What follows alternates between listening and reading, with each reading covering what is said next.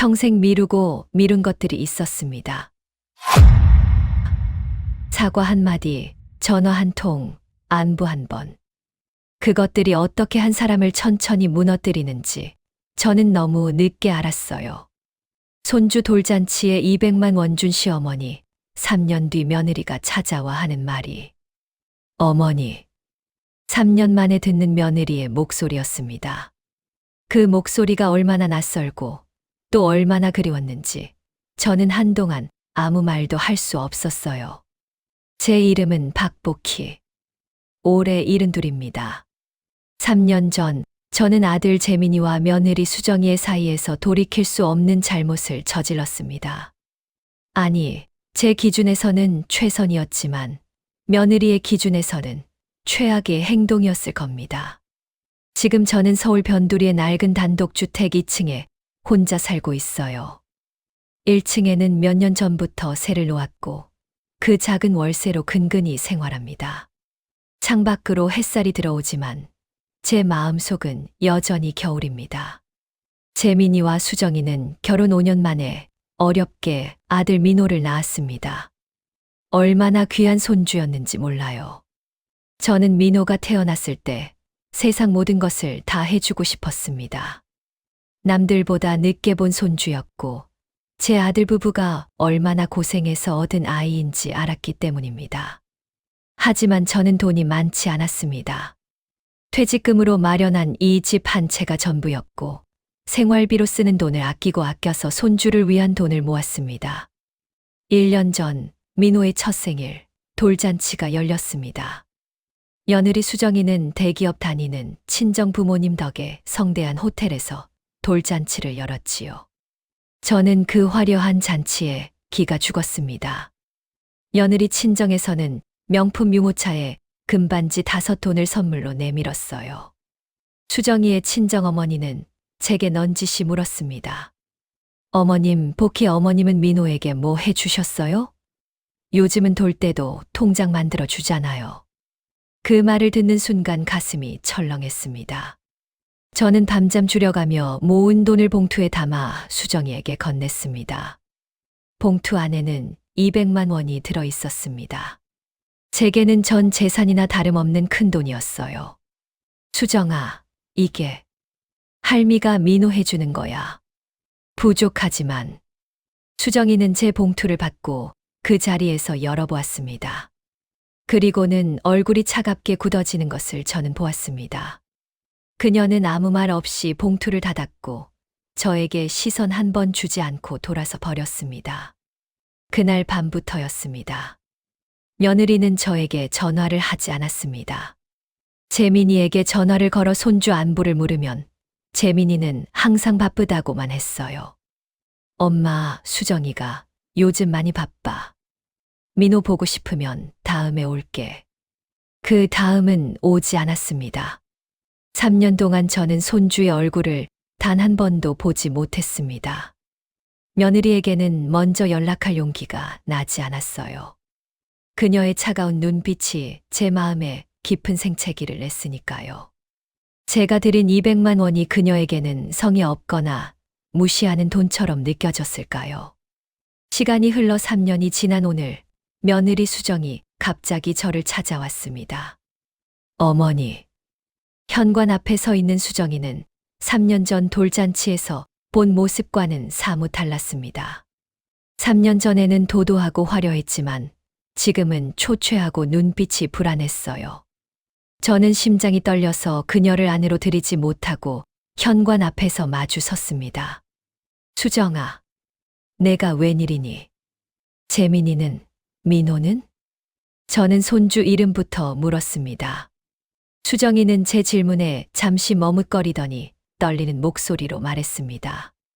어머니, 드릴 말씀이 있어요. 드릴 말씀이 너무 많은데 여기서 서서 말할 수는 없잖아요. 저는 망설였습니다. 이 낯선 방문이 혹시 저에게 또 다른 상처를 주려는 것은 아닐까 두려웠습니다. 하지만 3년 동안 꾹 눌러왔던 손주에 대한 그리움이 제 발을 안으로 옮기게 했습니다. 들어와라. 여기까지 왔는데 수정이는 2층 거실로 들어왔습니다. 넓고 좁은 제 집을 둘러보던 그녀의 눈빛이 잠시 멈칫했습니다. 아마 호텔에서 살던 그녀에게는 이 집이 몹시 초라하게 느껴졌겠지요. 저는 커피 한 잔을 타주었습니다. 수정이는 찻잔을 들고도 마시지 못하고 머뭇거렸습니다. 무슨 일이니? 재민이가 뭐 잘못했니? 저는 아들이 혹시 사고라도 쳤을까봐 조마조마했습니다. 재민 씨는 아니에요. 어머니, 사실은 제 문제예요. 제가 돈 때문에 어머니께 왔어요. 수정이는 눈물을 글썽이며 말했습니다. 돈이라는 단어를 듣는 순간 제 가슴이 덜컥 내려앉았습니다. 올 것이 왔구나. 3년 전 200만 원 때문에 냉랭하게 돌아섰던 그녀가 이제 와서 무슨 돈을 요구하려는 것일까? 돈이라니. 무슨 돈 말이니? 내 친정에서는 넉넉하지 않니? 내가 나한테 돈을 빌릴 일이 뭐가 있니? 어머니, 사실은 제 친정이 요즘 많이 어려워졌어요. 아버지 사업이 갑자기 안 좋아지면서 집까지 넘어가게 됐어요.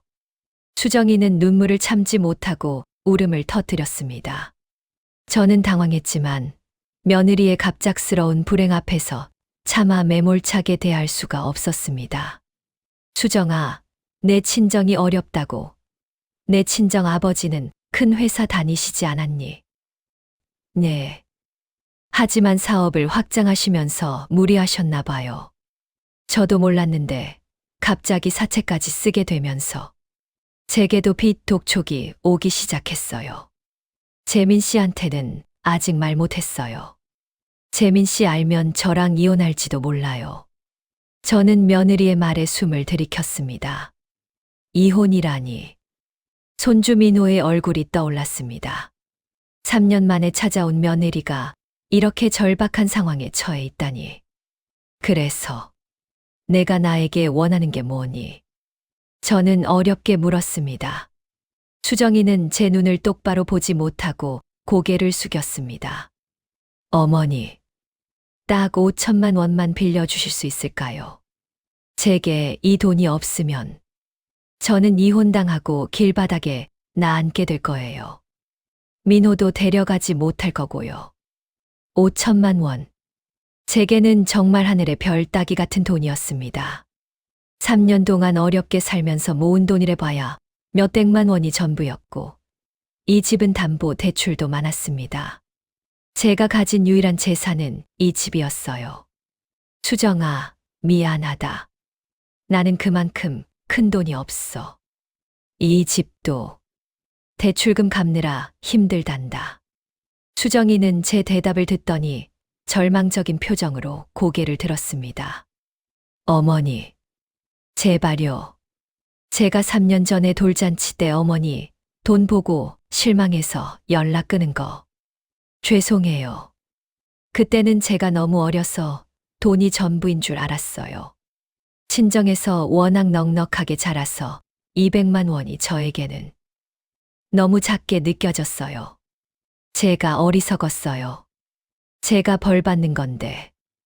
민호는 무슨 죄가 있어요. 그녀의 진심 어린 후회에 제 마음이 조금씩 흔들리기 시작했습니다. 3년 동안 저를 괴롭혔던 그날의 오해가 풀리는 순간이었습니다. 돈 때문이 아니었지만 결국 돈 때문에 벌어진 일이었어요. 내가 그때 나한테 실망했던 거니. 네. 죄송해요, 어머니. 하지만 지금은 알아요. 어머니가 그 200만 원을 모으기 위해 얼마나 애쓰셨을지.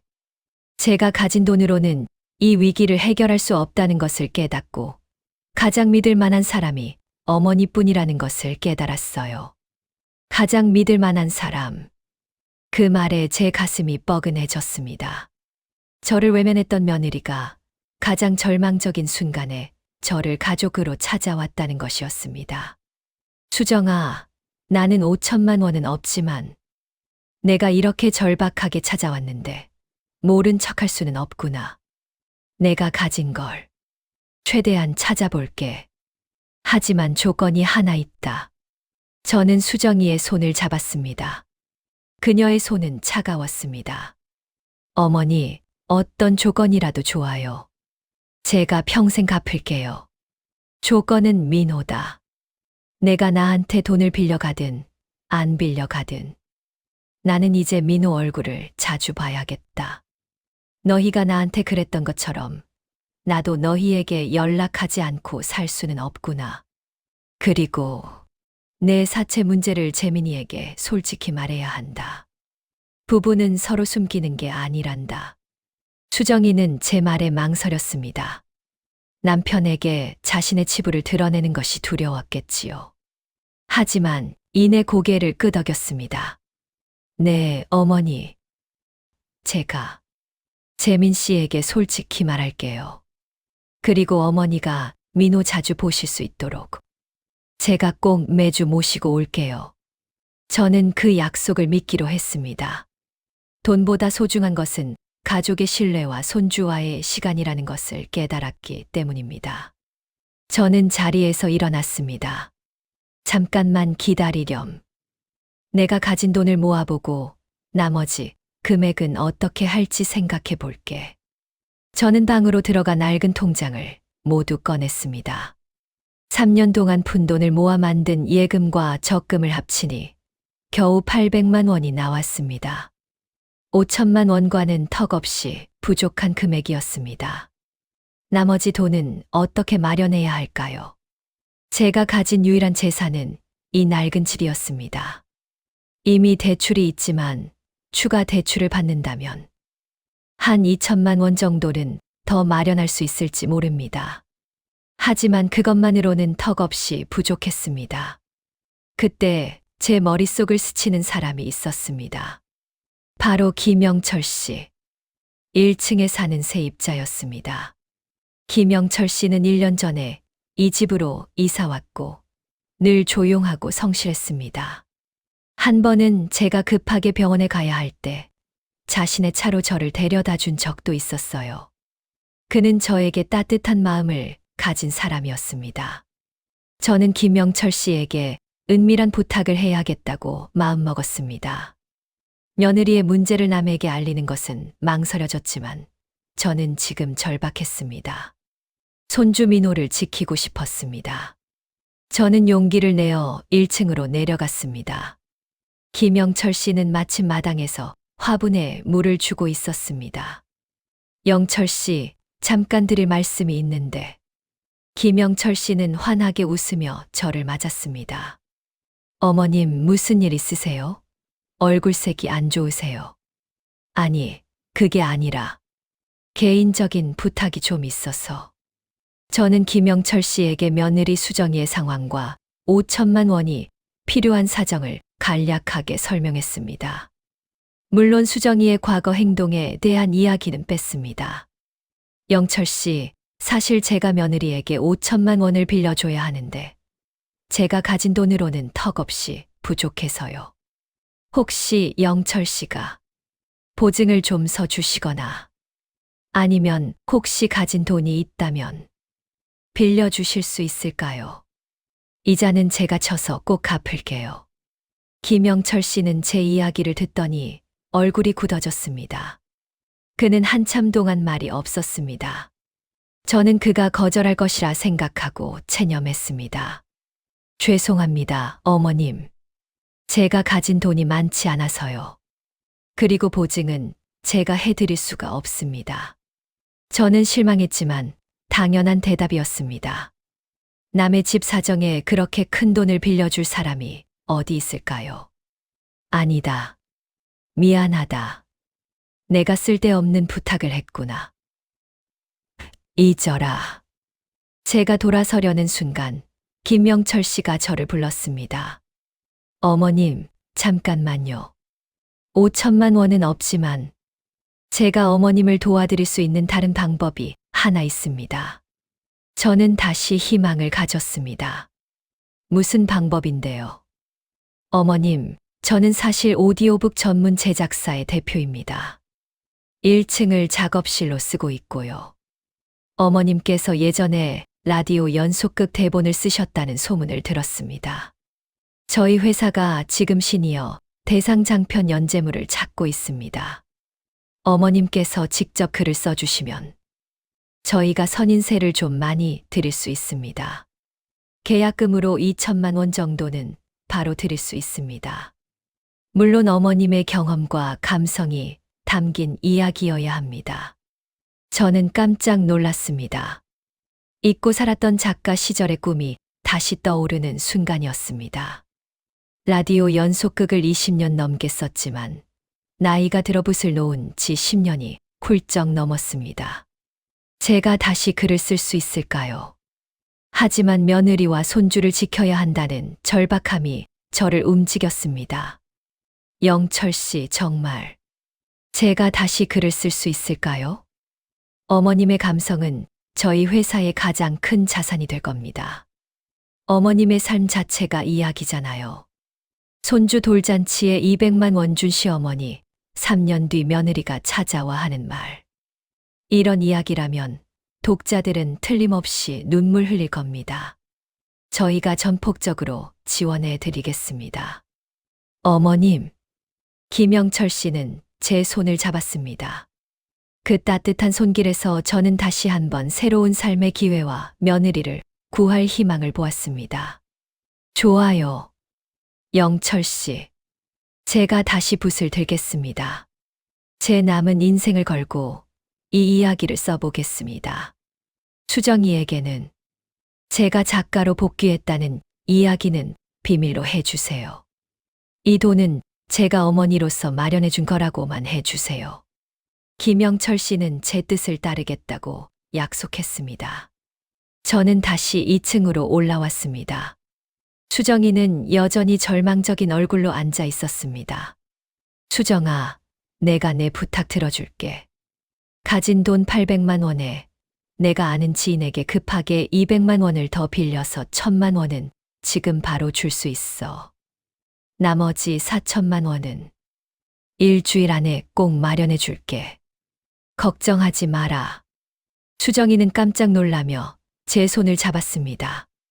그녀의 눈에서는 감사와 안도감이 뒤섞인 눈물이 흘렀습니다. 어머니, 정말 감사합니다. 제가 이 은혜 평생 잊지 않을게요.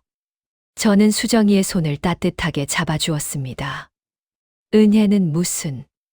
너는 내 며느리고 민호는 내 손주다. 이제부터라도 우리 진짜 가족처럼 지내자. 수정이는 고개를 끄덕였습니다. 저는 그녀에게 당장 1000만 원을 현금으로 인출해 주었고 그녀는 울면서 제 집을 나섰습니다. 이제 제게는 일주일이라는 시간이 주어졌습니다. 며느리의 나머지 빚 4천만 원을 갚아주고 그녀를 다시 일으켜 세워야 하는 어머니로서의 책임감과 작가로서의 마지막 열정이 제 가슴을 뜨겁게 달구었습니다. 저는 김영철 씨에게 받은 새 노트북을 켰습니다. 10년 만에 다시 붓을 든 것입니다. 창밖에는 벌써 어둠이 내려앉았습니다. 노트북 화면에는 단 한 문장이 보였습니다. 손주 돌잔치에 200만 원 준 시어머니, 3년 뒤 며느리가 찾아와 하는 말이 10년 만에 다시 붓을 든다는 것. 그것은 단순한 자판 두드림이 아니었습니다. 제 몸속 깊숙이 잠들어 있던 기억과 감정의 서랍을 여는 고통스러운 작업이었어요. 저는 낡은 안경을 고쳐 쓰고 노트북 화면을 바라보았습니다. 화면에는 김영철 씨가 남겨준 연재물의 제목이 빛나고 있었습니다. 손주 돌잔치에 200만 원 준 시어머니, 3년 뒤 며느리가 찾아와 하는 말이. 이 이야기는 수정이의 절박한 현실을 바탕으로 했지만 동시에 제 자신과의 싸움이기도 했습니다. 제가 평생 어머니로서, 시어머니로서 해왔던 수많은 후회와 오해들을 글로 풀어내야 했으니까요. 제 방은 곧 작은 전쟁터가 되었습니다. 저는 커피를 마시고 때로는 밤을 새우며 글을 썼습니다. 1970년대 라디오 연속극 시절에 익숙했던 손으로 쓰는 방식 대신 낯선 키보드를 두드리는 것은 서툴고 느렸습니다. 하지만 제 머릿속에는 며느리 수정이의 초췌한 얼굴과 3년 동안 보지 못한 손주 민호의 해맑은 웃음이 생생하게 떠올랐습니다. 그 아이들을 지켜야 한다는 어머니의 책임감이 저의 원고지였습니다. 첫날 밤, 저는 재민이에게 전화를 걸었습니다. 수정이가 찾아왔다는 이야기를 차마 할 수 없었어요. 재민이는 여전히 바쁜 목소리였습니다. 어머니, 무슨 일 있으세요? 요즘 저희 회사 일이 많아서요. 아니다, 재민아. 그냥 내 목소리 듣고 싶어서. 너희 요즘 잘 지내지? 민호는 감기 안 걸렸고. 네, 다 잘 지내요. 수정이도 잘 있어요. 엄마, 저 회의 들어가 봐야 해서. 다음에 전화 드릴게요.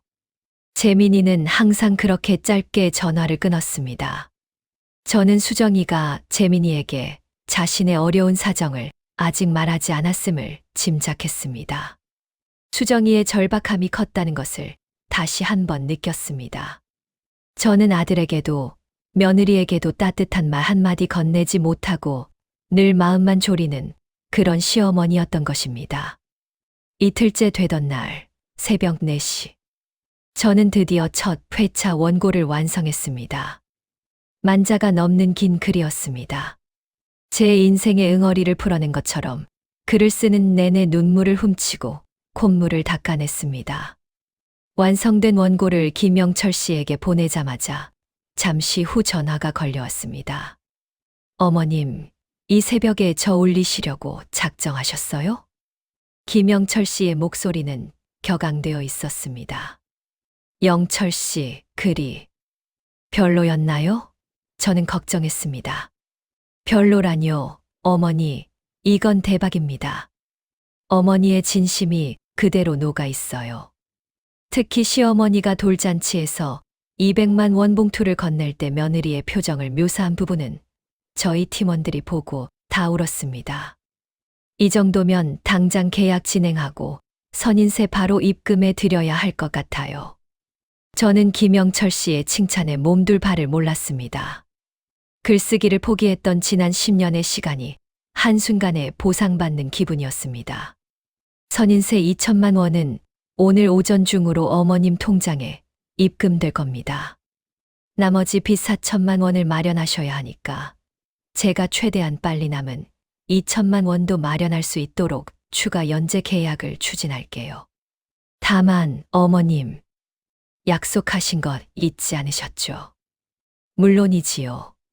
제가 수정이에게 나머지 4천만 원을 전해주면 민호를 매주 보게 해달라고 약속했습니다. 돈과 맞바꾼 손주와의 시간. 그것이 제가 며느리에게 요구할 수 있는 유일한 대가였습니다. 오후가 되자 2천만 원이 제 통장에 입금되었다는 알림 문자가 왔습니다. 며느리에게 이미 준 1천만 원과 합치면 이제 3천만 원이 마련된 것입니다. 아직 1천만 원이 부족했습니다. 저는 다시 고민에 빠졌습니다. 나머지 1천만 원을 어떻게 마련해야 할까요? 집을 담보로 추가 대출을 받는 것이 가장 빠른 방법이었지만 이 낡은 집마저 빚더미에 앉는 것이 두려웠습니다. 이 집은 남편과 제가 평생을 바쳐 마련한 유일한 보금자리였으니까요. 그때 거실 한쪽에 놓여있던 낡은 장롱이 눈에 들어왔습니다. 결혼할 때 친정어머니가 해주셨던 장롱이었어요. 저는 조심스럽게 장롱 문을 열었습니다. 안쪽 깊은 곳에는 비단 보자기에 쌓인 작은 상자가 하나 있었습니다. 상자를 열자 남편과 제가 결혼할 때 맞춘 금 쌍가락지와 시어머니가 물려주신 폐물 세트가 들어 있었습니다. 남편이 세상을 떠난 후 저는 이 폐물을 한 번도 꺼내본 적이 없었습니다.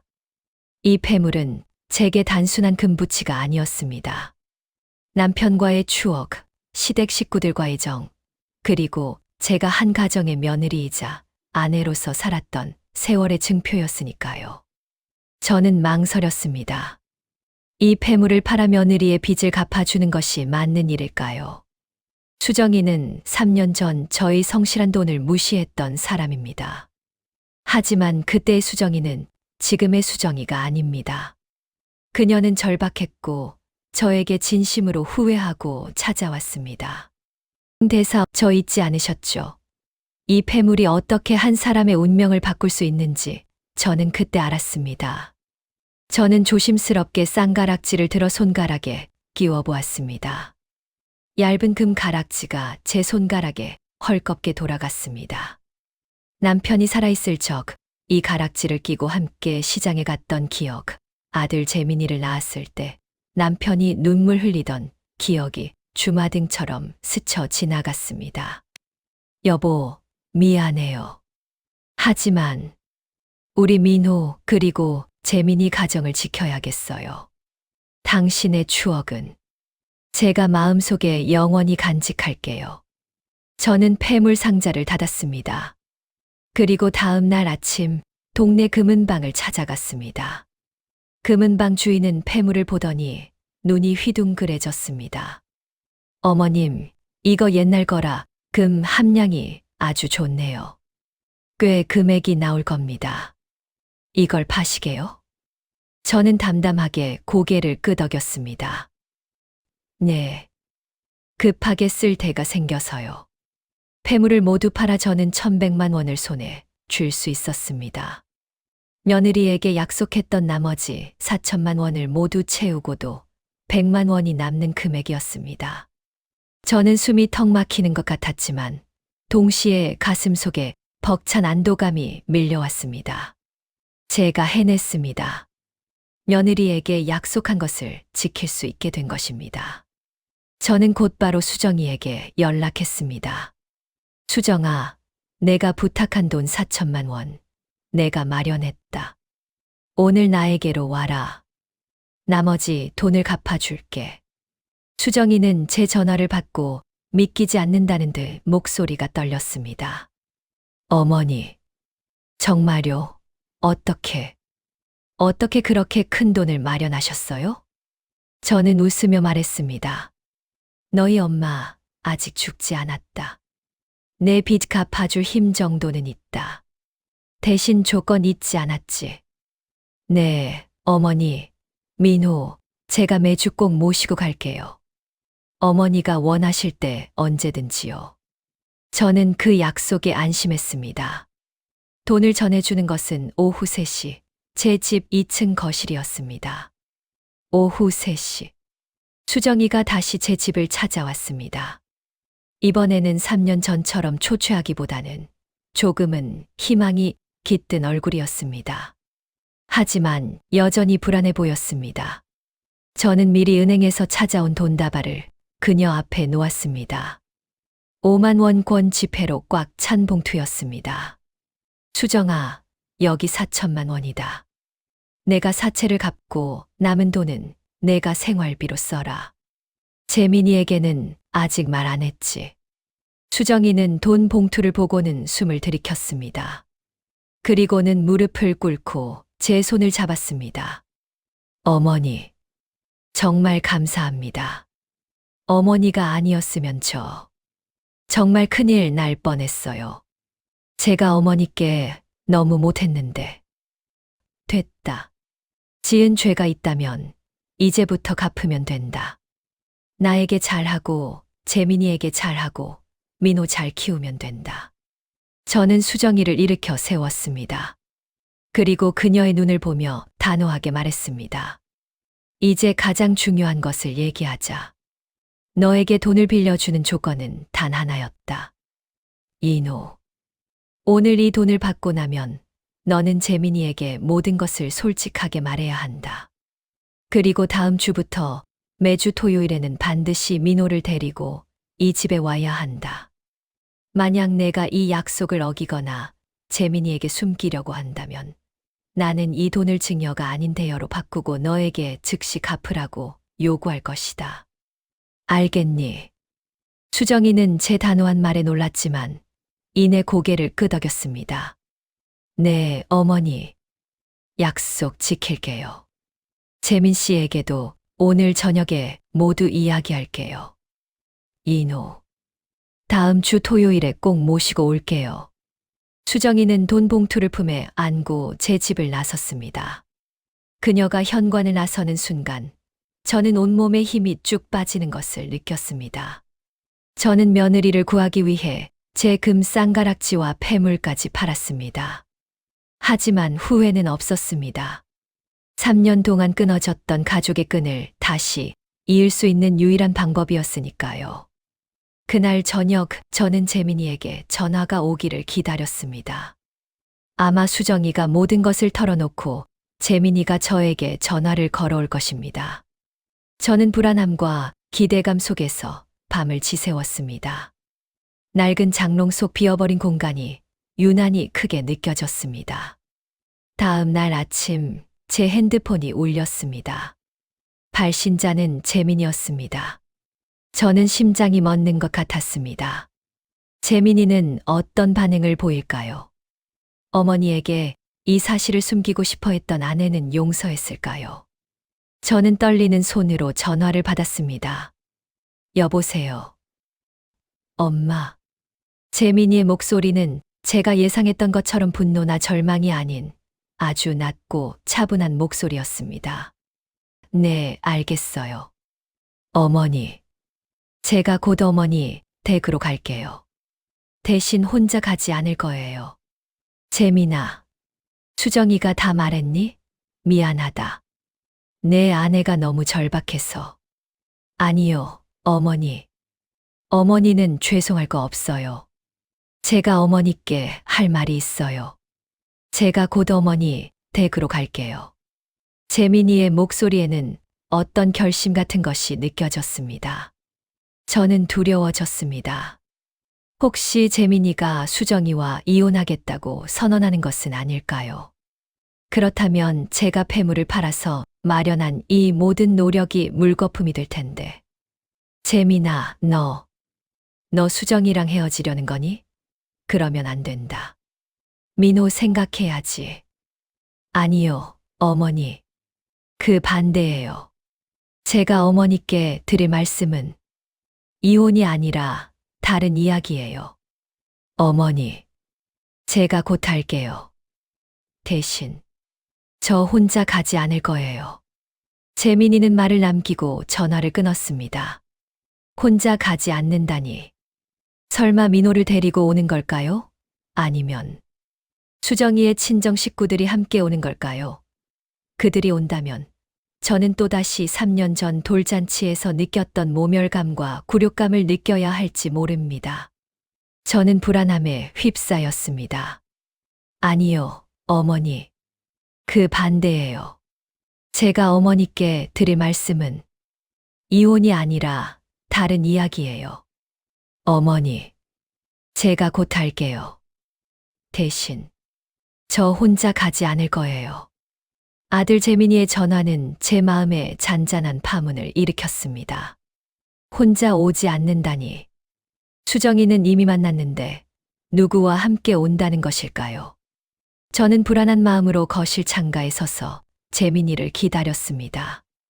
어쩌면 그 아이는 제가 폐물까지 팔아 며느리의 빚을 갚아준 사실을 알게 되었을지도 모릅니다.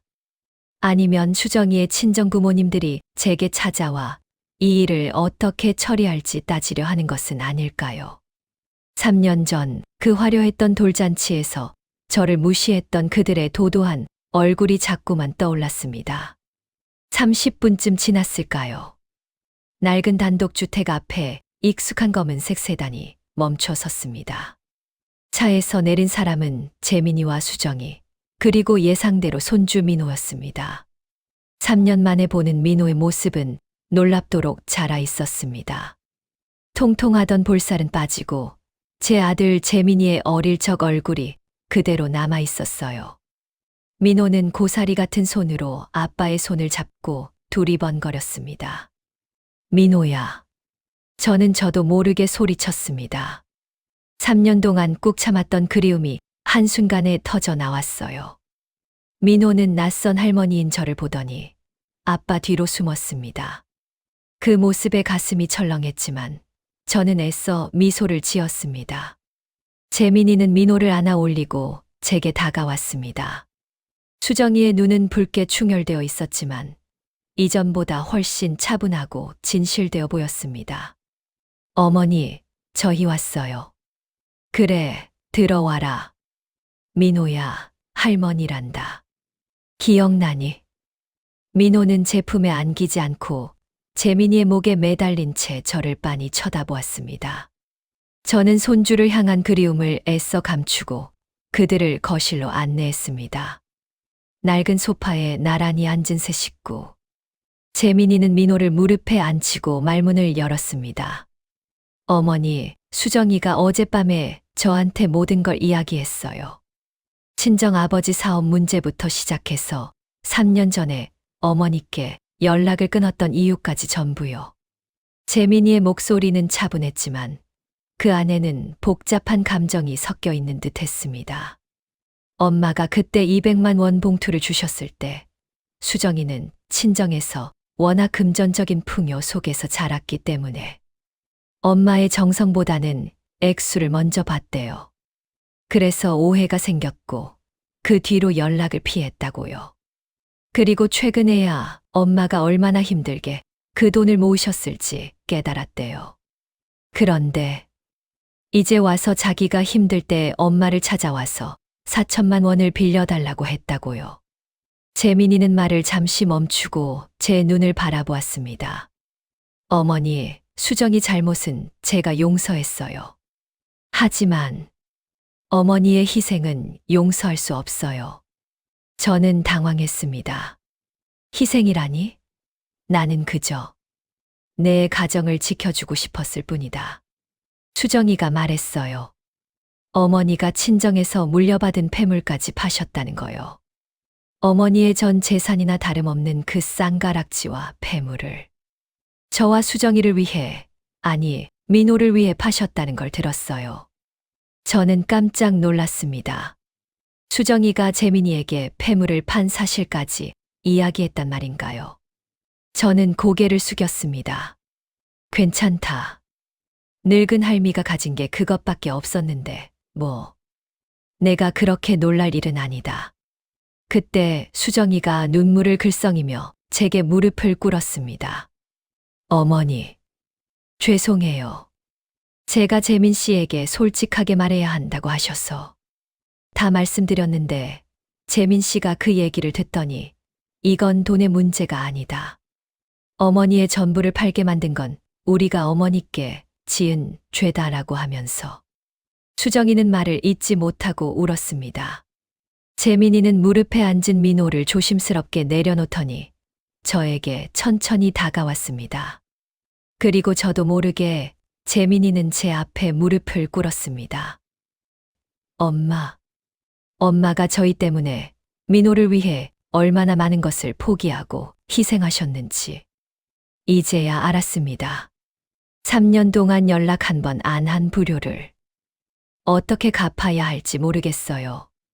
제 아들이 제 앞에서 무릎을 꿇은 것은 남편이 세상을 떠났을 때 이후 처음이었습니다. 저는 눈물을 참을 수 없었습니다. 아들의 진심이 느껴졌습니다. 3년 동안 쌓였던 모든 서운함과 오해가 그 순간 눈 녹듯 사라지는 것 같았어요. 내가 나한테 그랬던 것처럼 나도 너희에게 연락하지 않고 살 수는 없구나. 이제 우리가 정말 가족이 될 시간입니다. 재민아, 아니다. 너희가 잘못한 건 없어. 내가 너희에게 먼저 따뜻한 말 한마디를 못했던 게 잘못이지. 저는 아들을 일으켜 세우고 안아주었습니다. 3년 만에 느껴보는 아들의 품은 따뜻했습니다. 엄마, 수정이도 많이 반성하고 있어요. 수정이가 이제부터 엄마한테 정말 잘할 거래요. 그래서 저희가 결정했어요. 이 집 1층 세입자에게 사정을 말씀드리고 저희가 1층으로 이사 올게요. 뭐라고? 이사를 온다고? 저는 놀라서 재민이에게서 몸을 떼어냈습니다. 네, 어머니. 1층 세입자분께 사정을 말씀드렸더니 다행히도 계약 기간이 끝나서 바로 나가주신다고 했어요. 수정이 친정 문제도 저희가 함께 해결해야죠. 엄마가 마련해 주신 4천만 원은 저희가 갚아 나갈게요.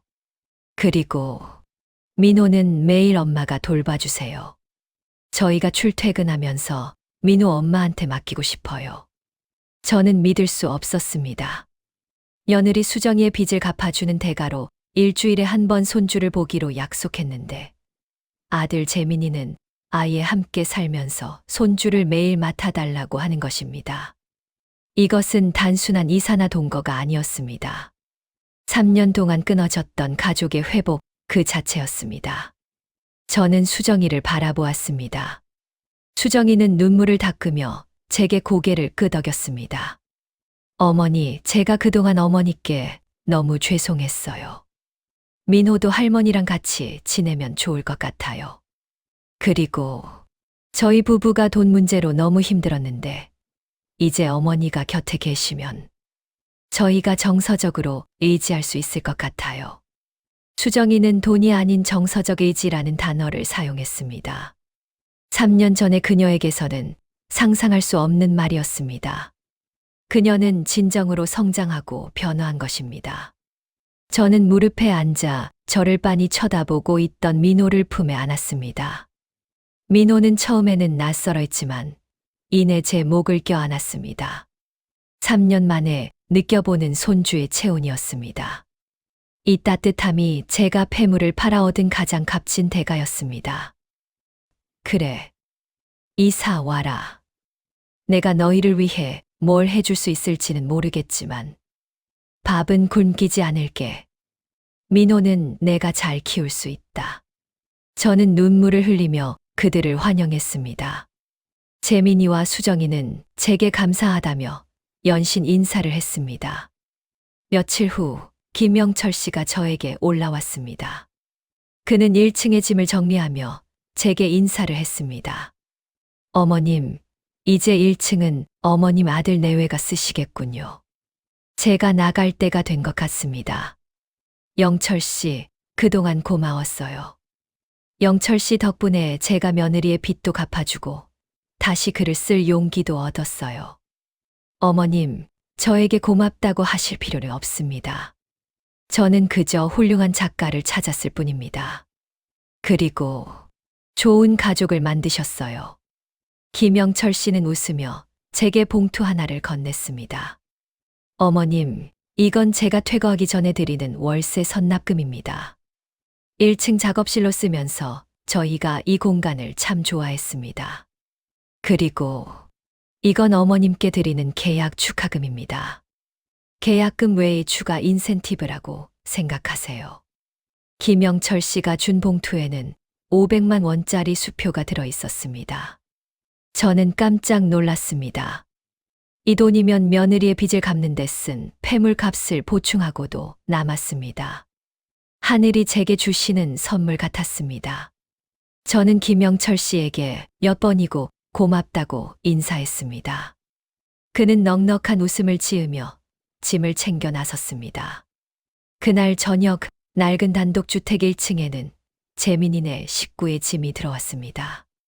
집안은 며칠 동안 시끄럽고 분주했습니다. 이사 짐 정리로 정신이 없었지만 제 마음은 평화로웠습니다.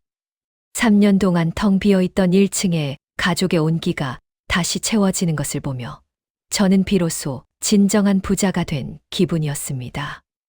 며칠 후 모든 짐 정리가 끝났습니다. 첫 출근 날 아침, 재민이와 수정이가 민호를 데리고 2층으로 올라왔습니다. 엄마, 민호 맡길게요. 저녁에 올 때까지 잘 부탁드려요. 수정이는 제게 인사를 하며 환하게 웃었습니다. 3년 전에 차가웠던 표정은 온데간데 없었습니다. 걱정 말고 다녀와라. 민호는 할미가 잘 돌볼게. 저는 민호를 품에 안았습니다. 민호는 이제 낯설어하지 않고 제 품에 안겨서 옹알이를 했습니다. 손주의 따뜻한 체온이 제게 새로운 삶의 힘을 주었습니다. 저는 며느리와 아들에게 손을 흔들며 배웅했습니다. 이제 제 삶에는 2가지 임무가 생겼습니다. 하나는 손주 민호를 건강하게 키우는 것. 다른 하나는 김영철 씨와 약속한 연재 소설을 성공적으로 마무리하는 것입니다. 저는 민호를 재우고 노트북 앞에 앉았습니다. 창밖에는 이른 아침의 햇살이 비치고 있었습니다. 노트북 화면에는 제가 어젯밤에 썼던 문장이 떠 있었습니다. 시어머니가 아들의 가정을 위해 폐물까지 팔았다는 것을 알게 된 며느리가. 저는 다시 펜을 들었습니다.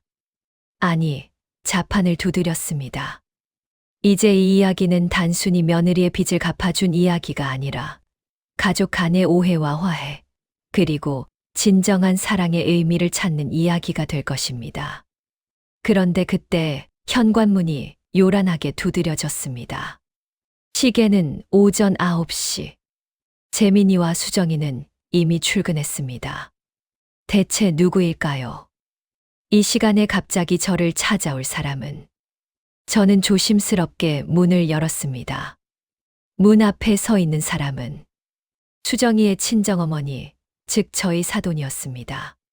3년 전 돌잔치에서 저에게 넌지시 돈 이야기를 꺼냈던, 도도하고 화려했던 그 모습 그대로였습니다. 복희 어머님, 저예요.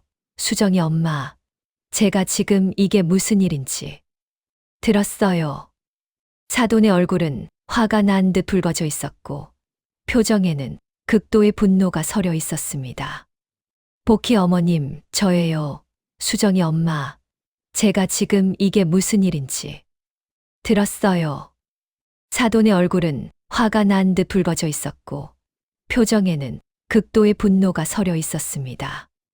저는 갑작스러운 사돈의 방문에 당황하여 문을 완전히 열어주지 못하고 문틈으로 그녀를 마주했습니다.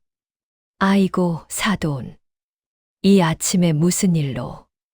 들어오세요. 아니요. 제가 지금 들어갈 시간이 없어요. 지금 이 집에 수정이가 산다는 게 정말이에요. 그리고 복희 어머님이 우리 수정이 사채까지 갚아주셨다는 게 말이 돼요? 사돈은 목소리를 높였습니다. 1층에는 재민이와 수정이의 짐이 그대로 있었고 사돈은 1층 현관문 앞까지 와서 이 광경을 목격한 모양이었습니다. 사돈, 목소리를 좀 낮추세요. 동네 사람들이 듣겠습니다. 수정이가 너무 어려움에 처해서 제가 도와줬을 뿐입니다. 그리고 이제 재민이네가 1층으로 이사를 왔어요. 사돈은 제 말을 듣더니 기가 막히다는 듯 헛웃음을 터뜨렸습니다. 세상에, 우리 수정이가 그 호텔 같은 집을 놔두고 이 낡은 단독주택 1층으로 들어왔다는 말이에요. 복희 어머님, 아무리 돈을 빌려주셨다지만 어떻게 딸 자식의 인생을 이렇게 망가뜨리세요? 저희는 수정이한테 최고만 해주고 싶었단 말이에요.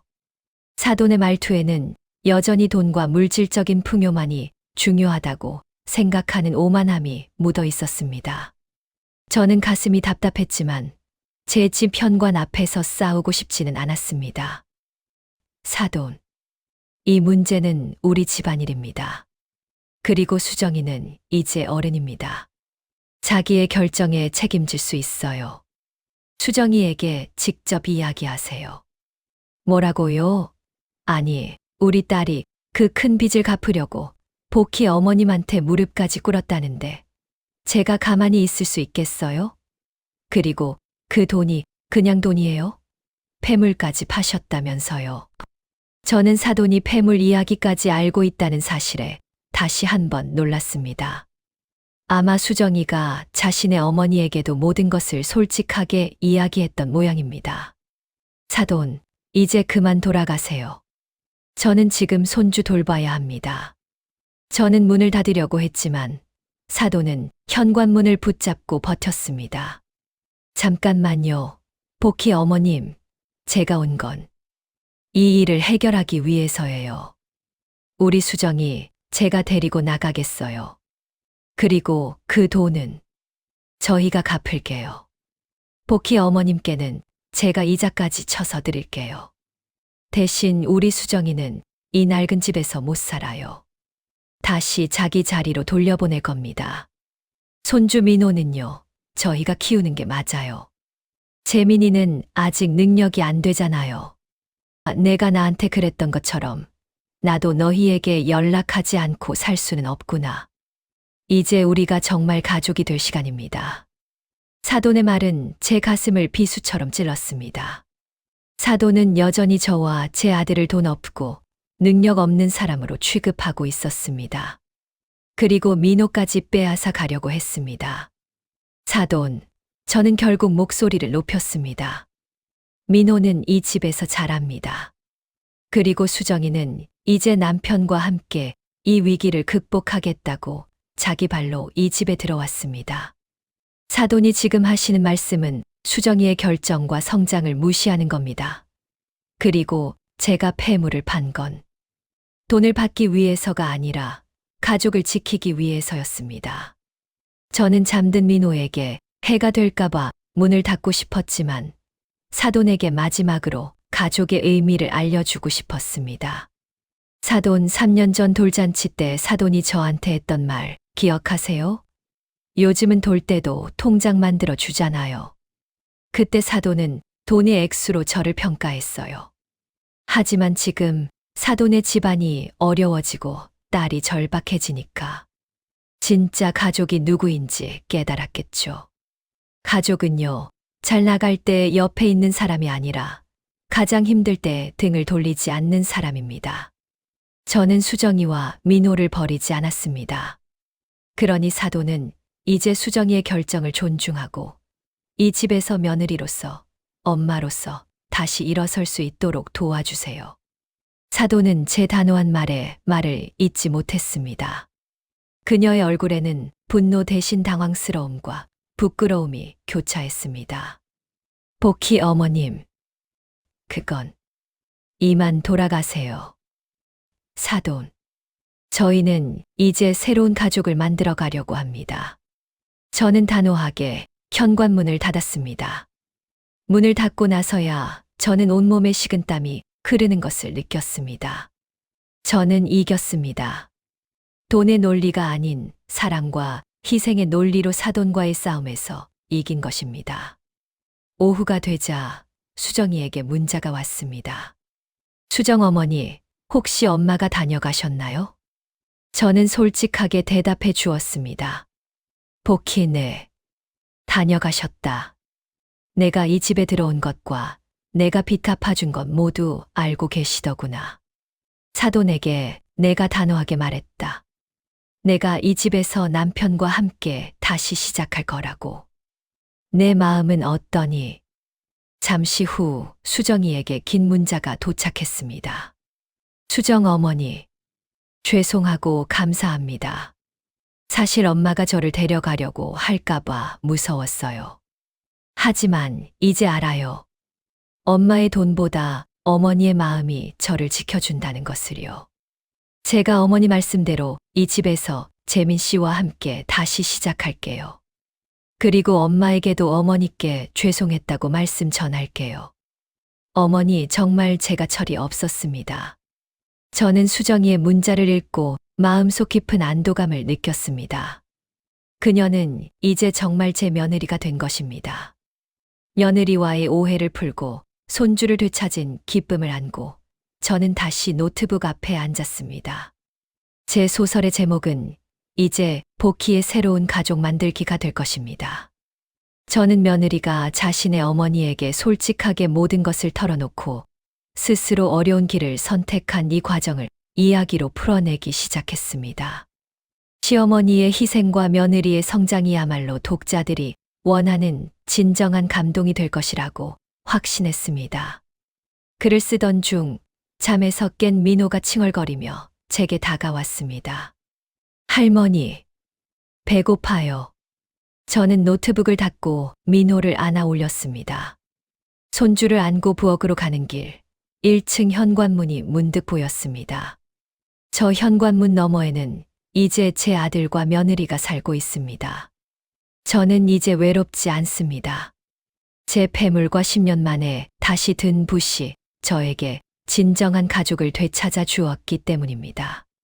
저녁 7시, 재민이와 수정이가 퇴근하고 돌아왔습니다.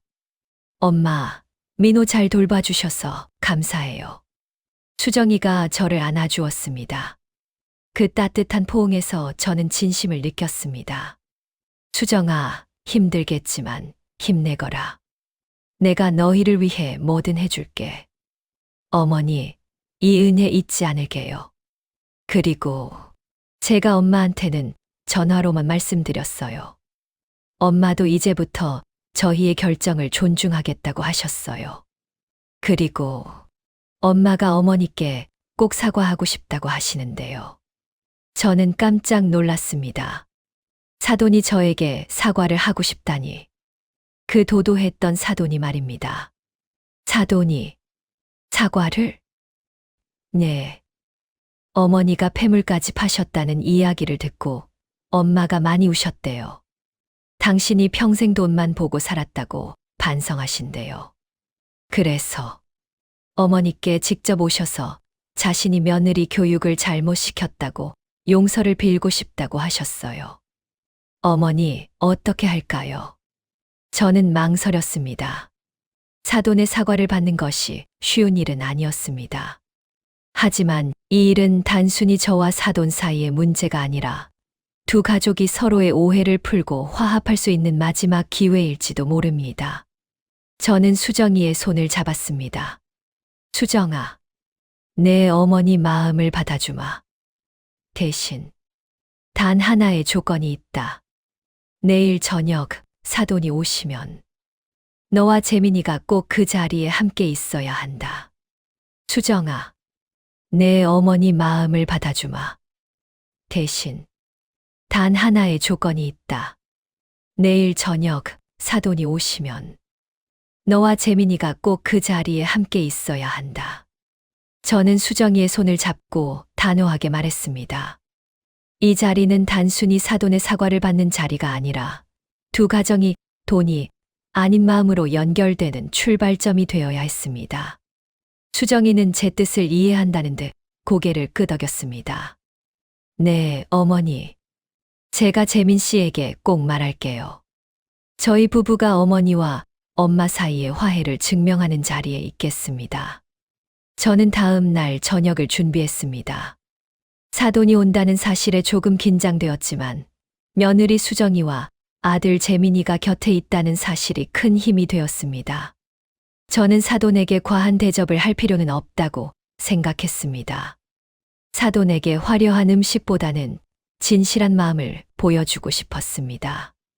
저는 시장에서 국밥 재료를 사와서 남편이 생전에 가장 좋아했던 뜨끈한 소고기 국밥을 끓였습니다. 저녁 7시. 재민이와 수정이 그리고 민호까지 1층에서 2층으로 올라와 함께 식탁에 앉아 있었습니다. 벨이 울렸습니다. 재민이가 현관으로 향했습니다. 문 밖에는 사돈이 서 있었습니다. 3년 전 돌잔치에서 본 화려한 모습이 아닌 옅은 화장에 단정한 정장을 입은 사돈은 긴장과 미안함이 가득한 얼굴이었습니다. 그녀의 손에는 작은 과일 바구니 하나가 들려 있었습니다. 복희 어머님. 사돈의 목소리는 평소처럼 도도하지 않고 나지막하고 조심스러웠습니다. 어서 오세요, 사돈. 추운데 들어오세요. 저는 웃으며 사돈을 맞았습니다. 사돈은 2층 거실로 들어와 식탁에 앉아 있는 재민이와 수정이, 그리고 민호를 바라보았습니다. 특히 수정이의 얼굴을 보는 순간 사돈은 눈물을 글썽였습니다. 은혜야, 내가 이 집에 와서 이렇게 고생하고 있구나. 엄마. 수정이는 자리에서 일어나 사돈의 손을 잡았습니다. 고생이 아니에요. 저 이제야 제 자리를 찾았어요. 사돈은 수정이의 말에 더 북받치는 듯 눈물을 훔쳤습니다. 재민이는 민호를 안고 조용히 앉아 있었습니다. 저는 국밥을 식탁 위에 올렸습니다. 뜨거운 김이 모락모락 피어나는 국밥 냄새가 거실을 가득 채웠습니다. 사돈, 별다른 음식은 준비하지 못했어요. 남편이 생전에 가장 좋아하던 소고기 국밥입니다. 드세요. 사돈은 숟가락을 들지 못하고 제게 몸을 돌려 앉았습니다. 그리고는 제게 허리를 깊숙이 숙였습니다. 복희 어머님, 제가 정말 죄송합니다. 제가 수정이를 돈만 아는 아이로 키웠어요. 그때 돌잔치에서 어머님의 200만 원 봉투를 보고 제가 넌지시 남과 비교하는 말을 했을 때 수정이가 저를 따라 했던 것 같아요. 제가 어머님께 가장 큰 상처를 드렸습니다. 사돈은 말을 잊지 못하고 흐느꼈습니다. 그 도도했던 사돈이 진심으로 후회하고 사과하는 모습을 보자 제 마음속 응어리가 비로소 풀리는 것 같았습니다. 그리고 어머님이 그 폐물까지 파셨다는 말을 듣고 제가 얼마나 울었는지 몰라요. 저희 딸의 잘못 때문에 어머님의 소중한 추억까지 팔게 만들었다는 사실에 제가 부모로서 염치도 없었고요. 정말 죄송합니다. 어머님, 저는 사돈의 등을 토닥였습니다. 사돈, 괜찮아요. 이제 와서 누가 더 잘못했는지 따지는 것은 의미가 없습니다. 그 폐물은 저에게 진정한 가족의 소중함을 깨닫게 해준 가장 귀한 보물이 되었습니다. 사돈의 진심 어린 사과에 저는 모든 것을 용서했습니다. 이제부터라도 우리 새로운 가족을 만들어가면 됩니다. 재민이와 수정이도 자리에서 일어나 함께 사돈을 위로했습니다. 사돈은 재민이와 수정이에게도 미안하다고 말했고, 재민이는 장모님을 용서한다고 말했습니다. 장모님, 저희는 이제 돈 때문에 흔들리지 않을 겁니다. 어머니가 저희에게 희생을 통해 가장 큰 가족의 교훈을 가르쳐 주셨으니까요. 수정이와 제가 열심히 벌어서 장모님도 도와드리고 저희 빚도 갚아 나갈 겁니다. 수정이는 재민이의 팔짱을 끼며 환하게 웃었습니다. 그 웃음은 3년 전에 도도했던 웃음이 아니라 삶의 고난을 이겨낸 사람만이 가질 수 있는 단단하고 믿음직한 미소였습니다. 함께 국밥을 먹는 동안 우리는 많은 이야기를 나누었습니다. 사돈은 자신의 사업 실패담을 솔직하게 털어놓았고, 저는 다시 작가로 복귀하여 신이어 연재물을 쓰고 있다는 사실을 밝혔습니다. 사돈은 제가 다시 글을 쓴다는 사실에 놀라면서도 기뻐했습니다. 복희 어머님, 어머님 글이라면 정말 대박 날 거예요.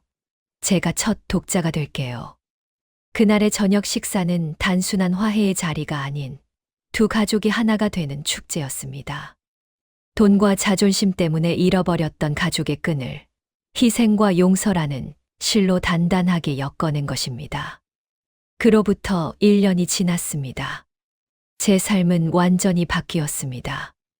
1층에는 재민이네 식구가 살고 2층에는 제가 살면서 매일 손주 민호를 돌봅니다. 아침에 눈을 뜨면 민호의 웃음소리가 들리고 저녁에는 아들과 며느리가 제 방으로 올라와 함께 이야기를 나눕니다. 제 소설은 김영철 씨의 예상대로 대박이 났습니다. 제가 썼던 손주 돌잔치에 200만 원 준 시어머니, 이야기는 많은 시니어 독자들에게 공감을 얻었고 드라마 제작까지 논의될 정도로 큰 인기를 끌었습니다. 저는 받은 인세로 며느리의 빚을 갚는 데 썼던 폐물 값을 충분히 채우고도 남았습니다. 하지만 저는 다시 금 쌍가락지를 사지 않았습니다. 이미 마음속에 있는 가족의 끈이 가장 빛나는 보석이라는 것을 알았기 때문입니다. 어느 날 며느리 수정이가 제게 통장 하나를 건넸습니다. 어머니, 이거 어머니께 드려요. 그동안 어머니께 빌렸던 돈, 저희가 1년 동안 열심히 갚았습니다. 이자는 저희가 넉넉히 쳐서 드리는 거예요. 받아주세요. 저는 통장을 열어보았습니다. 원금 외에 이자까지 넉넉히 들어 있었습니다. 저는 수정이의 손을 잡았습니다. 수정아, 내가 이 돈을 갚는데 얼마나 애썼을지 안다. 이 돈은 내가 다시 가져가거라. 대신 우리 민호 이름으로 적금을 하나 들어주렴. 수정이는 눈물을 글썽이며 제게 고마워했습니다. 그녀는 이제 더 이상 돈의 액수에 연연하지 않았습니다. 돈이 얼마나 소중한 땀과 노력의 결과인지 깨달았고, 가족의 신뢰가 돈보다 몇 배는 더 귀하다는 것을 알게 된 것입니다. 내가 나한테 그랬던 것처럼 나도 너희에게 연락하지 않고 살 수는 없구나. 이제 우리가 정말 가족이 될 시간입니다. 저는 다시 노트북 앞에 앉았습니다. 창밖으로는 해맑은 민호가 1층 마당에서 뛰어노는 소리가 들립니다. 이제야 저는 말할 수 있습니다. 가족이란 무엇일까요? 가족은요. 가장 어두운 시간에 등을 돌리지 않고 자신의 가장 소중한 것을 내어줄 수 있는 희생 위에서 다시 피어나는 꽃입니다. 그리고 그 꽃을 함께 가꾸고 물을 주는 것은 신뢰와 용서라는 것을요. 제 인생의 가장 큰 후회는 돈이 아닌 마음을 표현하는 것에 인색했다는 것입니다. 하지만 늦게라도 저는 진정한 가족을 되찾았습니다. 낡은 단독주택 2층. 이곳은 이제 제가 세상에서 가장 사랑하는 가족들의 이야기를 쓰는 가장 따뜻한 작업실이 되었습니다. 저는 노트북 화면에 마지막 문장을 입력했습니다. 손주 돌잔치에 200만 원을 준 시어머니는 3년 뒤 찾아온 며느리의 가장 값진 사과를 받고 세상에서 가장 부유한 할머니가 되었습니다.